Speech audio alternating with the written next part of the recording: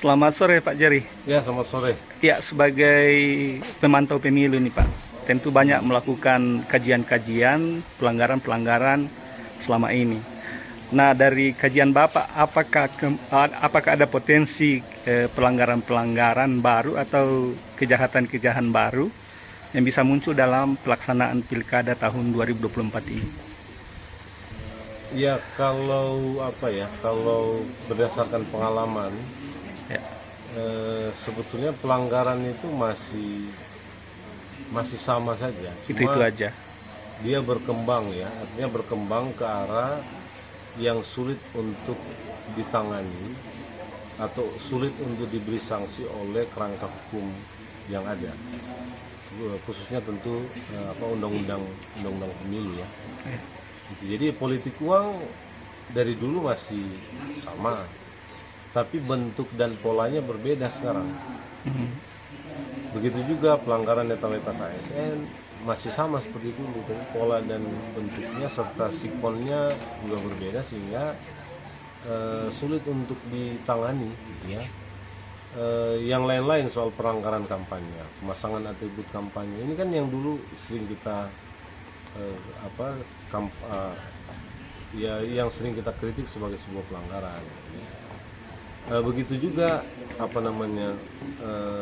pelanggaran-pelanggaran ketidaknetralan dari penyelenggara pemilu sebenarnya polanya masih sama, tapi penanganannya sekarang ini jauh lebih rumit ya.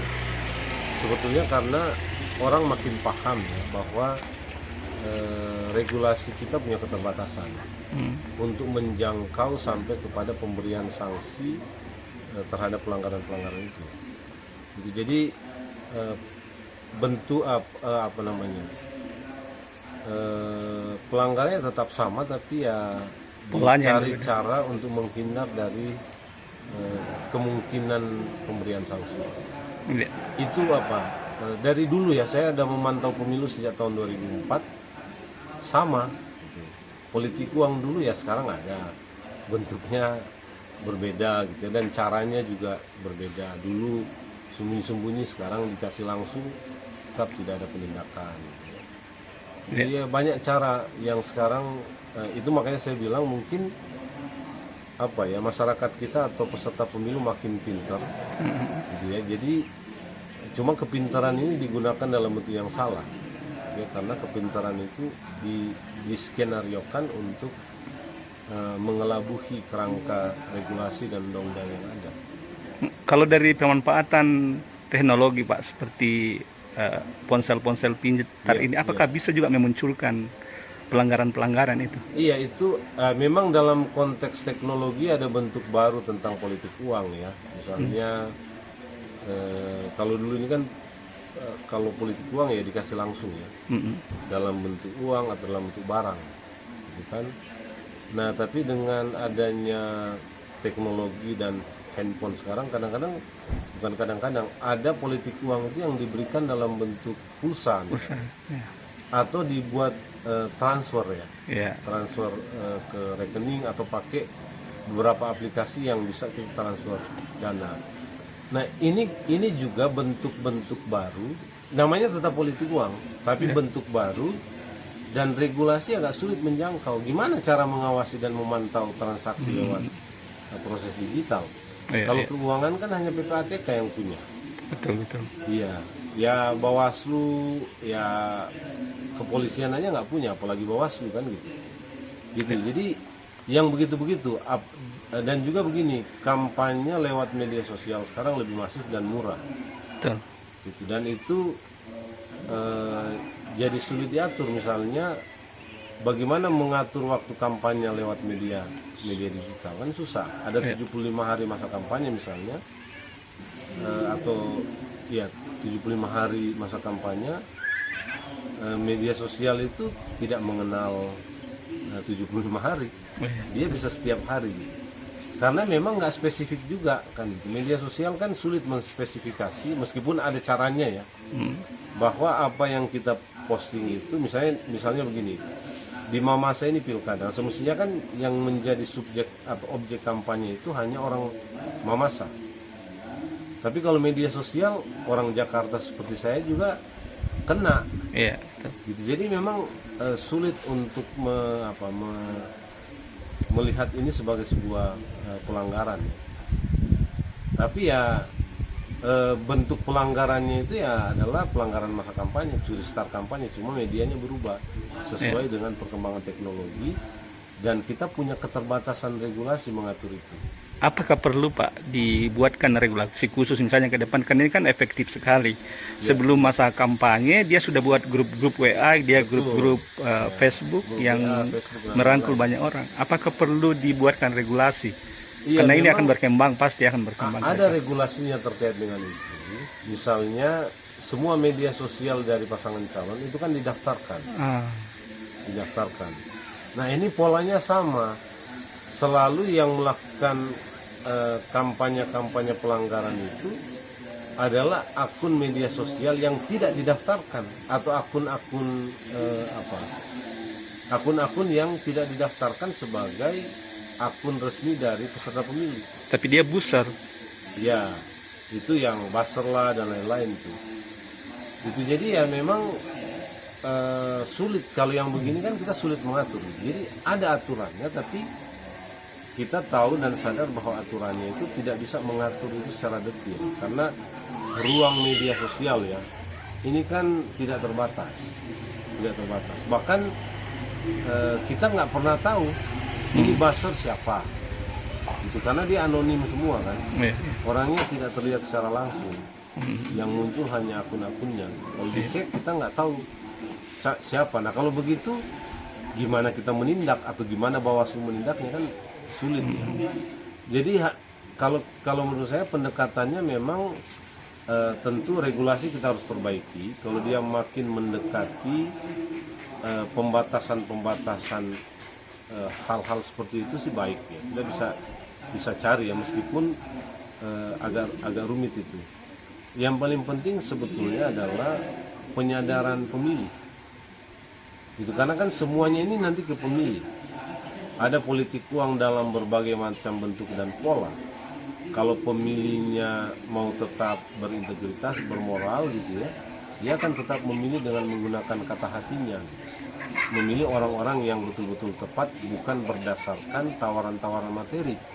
Misalnya begitu. Begitu juga lewat kampanye-kampanye provokatif di media sosial. Dia yang melihat itu dia tahu bahwa ini nggak benar, ini hanya pencitraan segala macam gitu ya, menjelek-jelekan yang sana gitu. Dia mencerna itu secara lebih cerdas, sehingga itu tidak berpengaruh terhadap dia untuk memilih yang bersangkutan atau tergoda gitu ya untuk memilih yang bersangkutan yang sebetulnya melakukan itu hanya semata-mata untuk mendapatkan suara pemilih. Gitu ya, memang kuncinya di situ. Ini agak sedikit rumit dan lama ya, tapi kalau kita nggak kerjakan itu memang hampir mustahil kita keluar ya dari jeratan-jeratan pelanggaran yang sudah terjadi dalam kurun waktu 5 tahun sekali, pemilu atau pilkada. Kita mengulang-ulang itu. Makanya tadi saya bilang saya ini kadang-kadang agak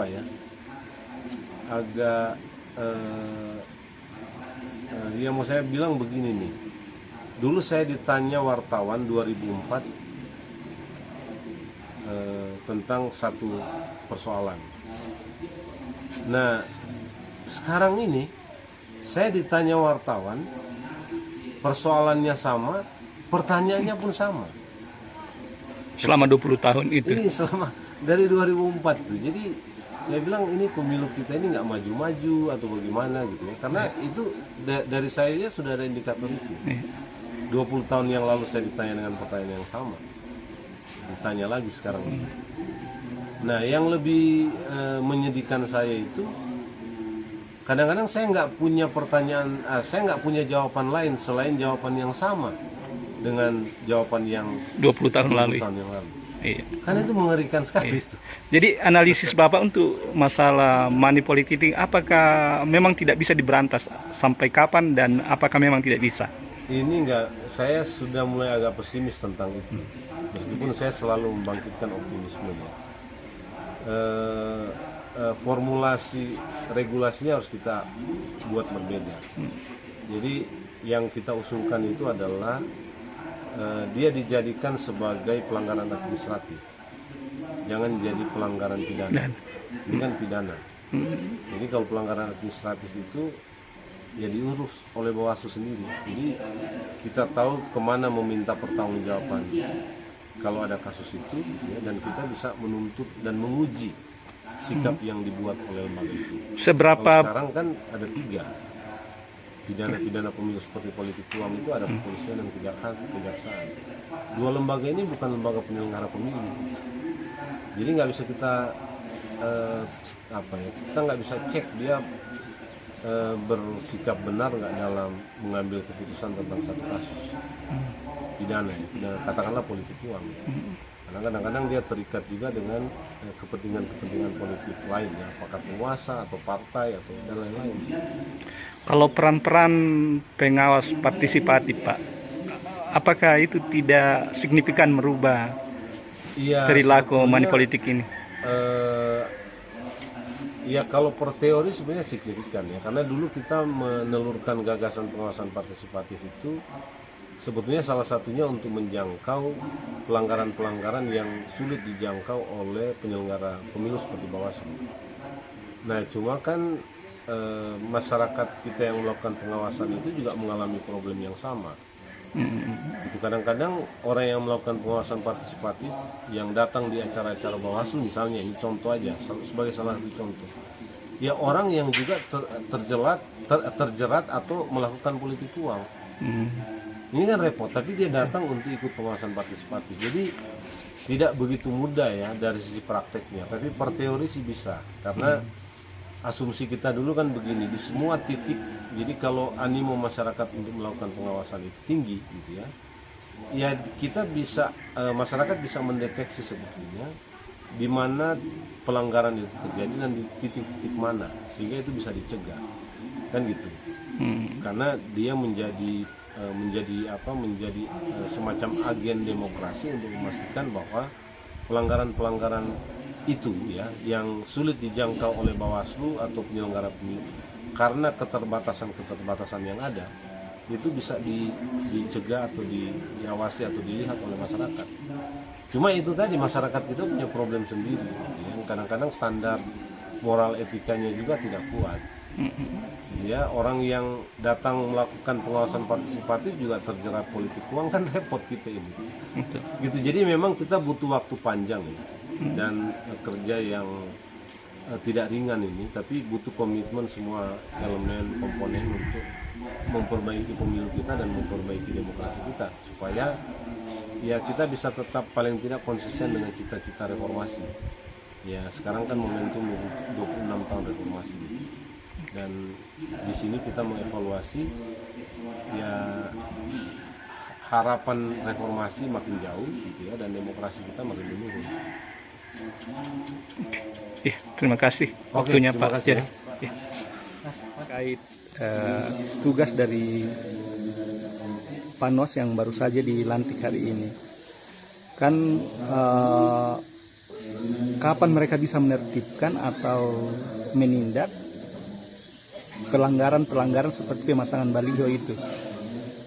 Ya, nanti akan ada waktunya, nanti tahapan kampanye, dan nanti di tahapan kampanye itu kan akan ada regulasi keluar, baik itu regulasi PKPU maupun dari regulasi Bawaslu yang mengatur tentang penanganan di masa kampanye, karena pemasangan baliho itu kan hanya dilakukan di masa kampanye. Ya, tapi kan faktanya baliho-baliho itu banyak berdiri sebelum masa kampanye, bahkan biasanya sampai ada nomornya dan sebagainya. Ya, apakah itu pelanggaran atau bukan? Kita ini kan di pemilihan sekarang, ya. Jadi sebelum tahapan kampanye dimulai, maka tentu proses atau baliho-baliho yang mungkin naik yang kita lihat bertebaran sekarang bakal calon kan, ini kan belum sah juga, belum ada penetapan terhadap pasangan calon yang diterima oleh KPU. Ya, misalnya Pak, setelah dia mendaftar, setelah dia ditetapkan di KPU, kan belum masa kampanye mereka sudah pasang baliho. Apakah itu pelanggaran atau bukan? Ya, saya kira kalau sebelum masa kampanye, ya, setelah ada penetapan calon, Ya. Dan ada pemasangan baliho yang sudah mengandung unsur kampanye, saya kira itu tidak dibolehkan. Tetapi kalau misalnya nantinya keluar regulasi, sama seperti di regulasi pemilu kemarin, ada namanya tahapan sosialisasi, kan itu kan dibolehkan kemarin. Nah, kita menunggu dulu regulasi dari PKPU, bagaimana regulasi terkait model sosialisasi dan kampanye dari pasangan calon dalam pilkada nantinya. Untuk pelaksanaan tahun ini, apakah akan diterapkan itu secara tegas peraturan-peraturan itu? Karena kan selama ini itu yang banyak kita amati sebagai sesuatu pembiaran.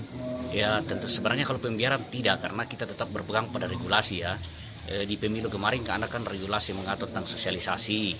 Ya. Nah, tapi kita juga tidak tidak memastikan, kita masih menunggu PKPU nanti. PKPU sebelum kampanye apakah juga dibolehkan sosialisasi begitu terus masuk di kampanye. Pada dasarnya kita menunggu regulasi baik dari PKPU maupun Bawaslu dulu, karena untuk kepastian hukumnya ya kita harus berpatokan pada regulasi peraturan perundang-undangan nantinya. Ya. Baik, Pak.